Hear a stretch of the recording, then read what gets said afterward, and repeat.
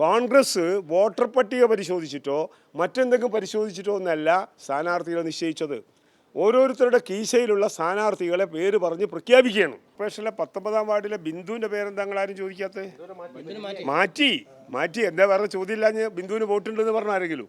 ബിന്ദുവിന് വോട്ടില്ലാതെ അല്ലേ ബിന്ദുവിൻ്റെ പോസ്റ്റർ അടിക്കുകയും അതേപോലെ തന്നെ ബിന്ദുവിന് വേണ്ടി വോട്ട് ചോദിച്ച് അടക്കുകയൊക്കെ ചെയ്ത കാര്യം താങ്കൾ ചൂണ്ടിക്കാണിക്കാത്തത്?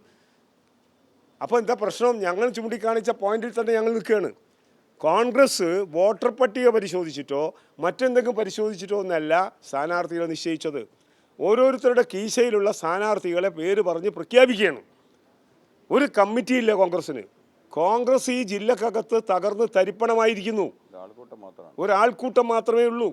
ഞങ്ങളതാണ് പറയുന്നത്, ഞങ്ങളത് ആവർത്തിക്കുന്നു വീണ്ടും.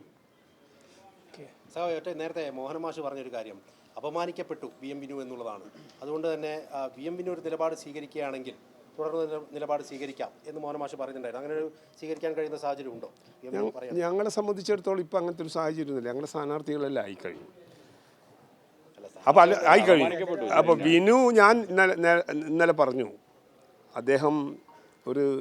അദ്ദേഹത്തിന് ഒരുപടി കലാരംഗത്ത് സിനിമാ രംഗത്ത് ഒരുപടി ആശ്രിതരും അതേപോലെ തന്നെ അയാളെ ഇഷ്ടപ്പെടുന്നവരൊക്കെ ആയിട്ട് ധാരാളം പേരുണ്ട്. അപ്പോൾ അദ്ദേഹത്തിൻ്റെ പേര് ഇതിൻ്റെ അകത്ത് കോൺഗ്രസ് അദ്ദേഹത്തെ അപമാനിച്ചതാണ്. തീർച്ചയായും അപമാനിച്ചാണ്. ഞാൻ ഇന്നലെ പറഞ്ഞല്ലോ, ഇന്ന് രാവിലെയും പറഞ്ഞോളൂ, കോൺഗ്രസ് അപമാനിച്ചിരിക്കുകയാണ്. അത്തരത്തിലുള്ളൊരു മനുഷ്യനെ കോൺഗ്രസ് അപമാനിച്ചാണ്.